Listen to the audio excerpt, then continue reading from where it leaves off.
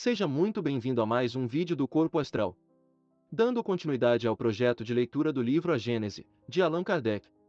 No episódio de hoje, cobriremos os tópicos de 45 a 50 do capítulo 1, Caráter da Revelação Espírita. Se você quiser, acompanhe o livro enquanto ouve, isso ajudará no processo de estudo. Para ter acesso ao livro, confira o link na bio do nosso Instagram, @canal Corpo Astral. Curta e compartilhe este vídeo para fazer com que essas reflexões ajudem a cada vez mais pessoas. Siga o canal e ative o sininho para receber notificações de lançamentos.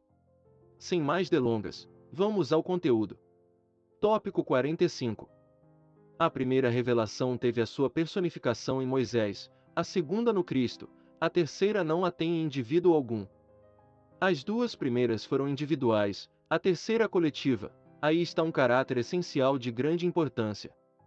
Ela é coletiva no sentido de não ser feita ou dada como privilégio a pessoa alguma, ninguém, por consequência, pode inculcar-se como seu profeta exclusivo, foi espalhada simultaneamente, por sobre a terra, a milhões de pessoas, de todas as idades e condições, desde a mais baixa até a mais alta da escala, conforme esta predição registrada pelo autor dos Atos dos Apóstolos. Abre aspas. Nos últimos tempos, disse o Senhor, derramarei o meu espírito sobre toda a carne, os vossos filhos e filhas profetizarão, os mancebos terão visões, e os velhos, sonhos.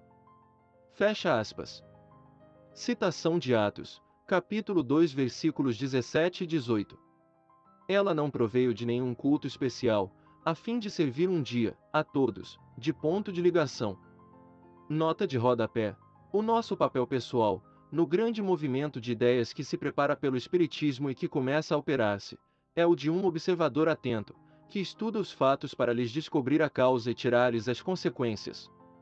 Confrontamos todos os que nos tem sido possível reunir, comparamos e comentamos as instruções dadas pelos Espíritos em todos os pontos do globo e depois coordenamos metodicamente o conjunto. Em suma, estudamos e demos ao público o fruto das nossas indagações, sem atribuirmos aos nossos trabalhos valor maior do que o de uma obra filosófica deduzida da observação e da experiência, sem nunca nos considerarmos chefe da doutrina, nem procurarmos impor as nossas ideias a quem quer que seja.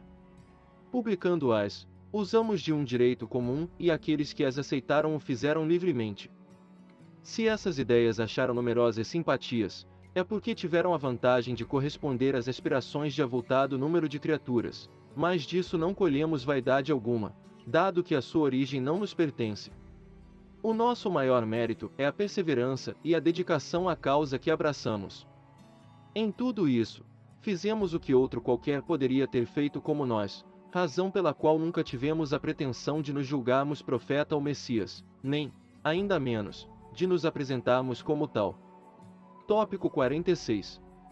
As duas primeiras revelações, sendo fruto do ensino pessoal, ficaram forçosamente localizadas, isto é, apareceram num só ponto, em torno do qual a ideia se propagou pouco a pouco, mas foram precisos muitos séculos para que atingissem as extremidades do mundo, sem mesmo invadirem inteiramente a terceira. Tem isto de particular, não estando personificada em um só indivíduo, surgiu simultaneamente em milhares de pontos diferentes, que se tornaram centros ou focos de irradiação. Multiplicando-se esses centros, seus raios se reúnem pouco a pouco, como os círculos formados por uma multidão de pedras lançadas na água, de tal sorte que, em dado tempo, acabarão por cobrir toda a superfície do globo. Essa é uma das causas da rápida propagação da doutrina.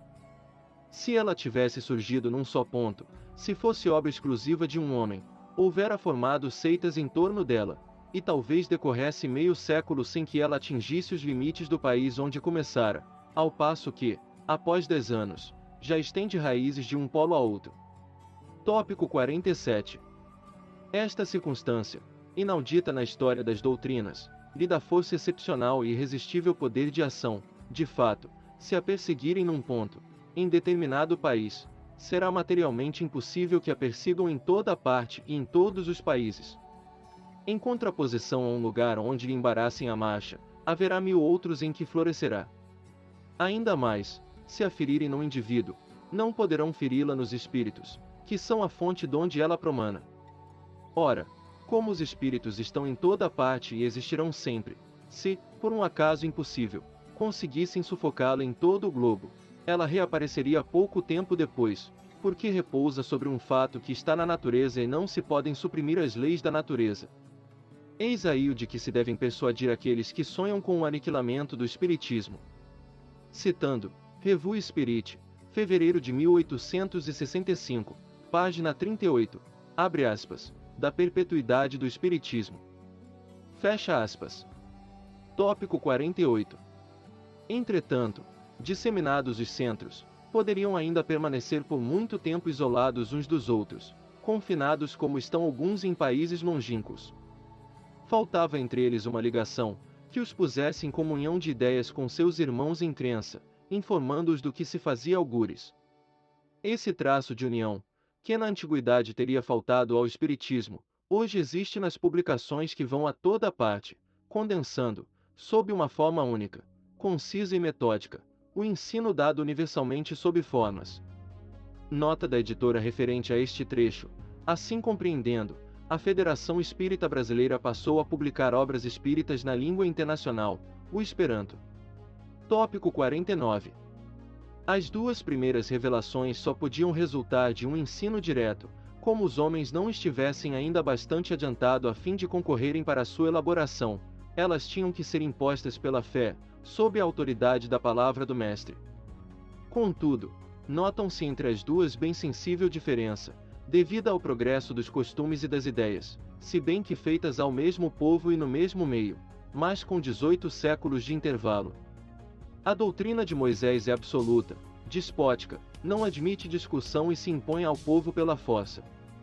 A de Jesus é essencialmente conselheira, é livremente aceita e só se impõe pela persuasão, foi controvertida desde o tempo do seu fundador, que não desdenhava de discutir com os seus adversários. Tópico 50. A terceira revelação, vinda numa época de emancipação e madureza intelectual, em que a inteligência, já desenvolvida, não se resigna a representar papel passivo, em que o homem nada aceita às cegas, mas quer ver aonde o conduzem, quer saber o porquê e o como de cada coisa, tinha ela que ser ao mesmo tempo produto de um ensino e o fruto do trabalho, da pesquisa e do livre exame.